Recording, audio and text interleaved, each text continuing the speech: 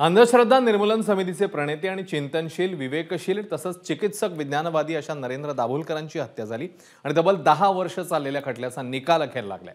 2 दोषी आणि 3 निर्दोष असं या निकालाचं स्वरूप आहे। मात्र या हत्याकांडाचा मास्टरमाइंड अजूनही मोकाट आहे असा आरोप दाभोलकर कुटुंबियांनी केलाय।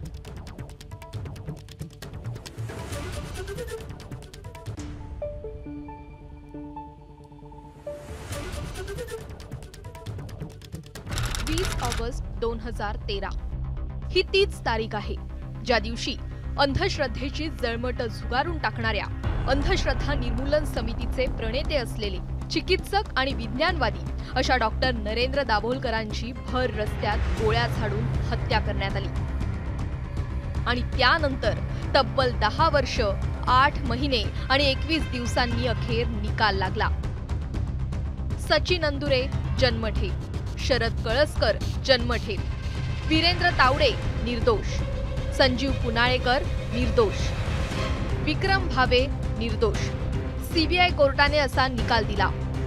मात्र त्यावर अंधश्रद्धा निर्मूलनाचं नरेंद्र दाभोलकरांचं कार्य पुढे नेणारा त्यांचा मुलगा हमीद आणि मुलगी मुक्ता दाभोलकर यांनी निकाल लागला मात्र पूर्ण न्याय मिळाला नसल्याचं म्हटलंय। एका पातळीवरती समाधान आहे की प्रत्यक्षामध्ये 2 मारेकऱ्यांना शिक्षा झालेली आहे। जरी ते मारेकरी त्यांना शिक्षा झाली असली तरी सूत्रधारांना शिक्षा झालेली नाही, ही गंभीर बाब आहे आणि त्याविषयी निकालपत्राचा अभ्यास करून आम्ही उच्च न्यायालयामध्ये जाण्याचा विचार करतो। हा या लढाईतला एक महत्त्वाचा टप्पा पार पडलेला आहे आणि भारतीय न्यायव्यवस्थेवरचा आमचा विश्वास सार्थ ठरलेला आहे। अनेक राज्यांमध्ये पसरलेला मोठा कट आहे, त्यामुळे हे एका तपास यंत्रणेच्या अखत्यारीतलं काम असूही शकणार नाही कदाचित। त्यामुळे उच्च न्यायालयाने सुद्धा कायम हे सांगितलेलं आहे की ही गोष्ट सर्व तपास यंत्रणांनी मिळून करावी। त्यामुळे त्यांनी एकमेकांची मदत घेतली, याबद्दल काही अडचणीची गोष्ट नाहीये। यानंतर त्यांनी मास्टर माइंड पर्यंत पोहोचावं एवढीच अपेक्षा आहे। दोषींना आव्हान देणार आहात का? दोषी जे निर्दोष सुटलेले आहेत त्यांच्या निर्दोषत्वाला आव्हान देणार? हो, निश्चित देणार हायकोर्ट।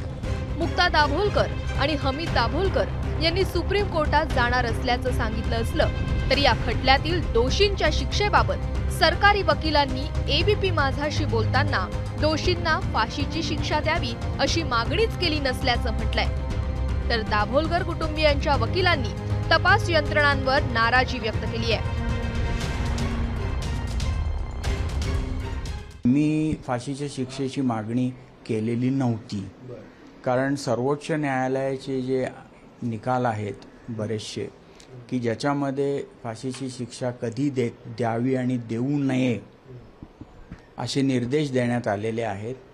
तर फाशीची शिक्षा द्यावी ह्याच्यामध्ये आपली केस बसत नव्हती, म्हणून मी फाशीच्या शिक्षेची मागणी केली नाही। संपूर्ण न्याय नाही मिळालेला, कारण की कॉन्स्पिरेटर म्हणजे एक तर डॉक्टर तावडे सुटलेत, पुनाळेकर ठीक आहे, त्यांच्या विरुद्ध असा काही खास एव्हिडन्स मला वाटत नाही होता, पण तो भावे आहे त्याच्या विरुद्ध खूप एव्हिडन्स होता।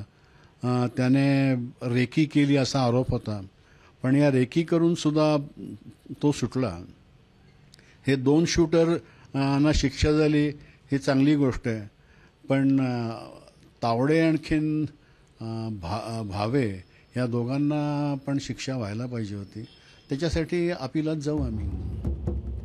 एकीकडे या खटल्यात सहभागी असलेल्या दोन्ही वकिलांनी अशी वक्तव्य केलेली असतानाच दुसरीकडे सनातन संस्थेनं तपासाची दिशा चुकल्याचं खापर माजी मुख्यमंत्री पृथ्वीराज चव्हाण यांच्यावर फोडलंय। तर पृथ्वीराज चव्हाण यांनी सनातन संस्थेवर सडकून टीका केली आहे।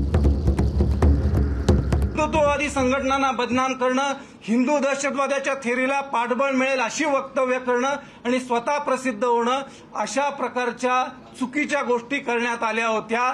तत्कालीन मुख्यमंत्री श्री पृथ्वीराज चव्हाण यांनी विविध प्रसिद्धी माध्यमांकडे वक्तव्य केलं की हा खून हिंदुत्ववाद्यांनीच केलेला असावा, अशा प्रकारचा अंगुली निर्देश करून या तपासाची दिशा पहिल्यांदा त्यांनी भरकटवली।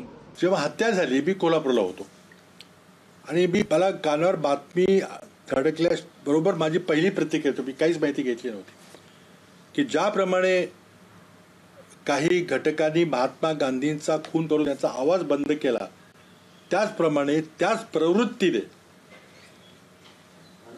दाभोळकरांची त्यांची हत्या करून त्यांचा आवाज बंद केलेला आहे. नरेंद्र दाभोलकर यांच्या हत्येप्रकरणी सीबीआय कोर्टाने दोघांना जन्मठेप दिली आहे, तर इतर तिघांना निर्दोष सोडलंय. आता या प्रकरणात दाभोलकर कुटुंब सुप्रीम कोर्टात धाव घेणार आहे. त्यामुळे डॉक्टर नरेंद्र दाभोलकरांवर गोळ्या झाडणाऱ्या हातांना ज्याने शक्ती दिली त्या मोकाट असलेल्या मास्टर माइंड पर्यंत तपास यंत्रणांचे हात पोहोचतायत का हे पाहायला हवं. ब्युरो रिपोर्ट, एबीपी माझा, पुणे. एबीपी माझा, उघडा डोळे बघा नीट.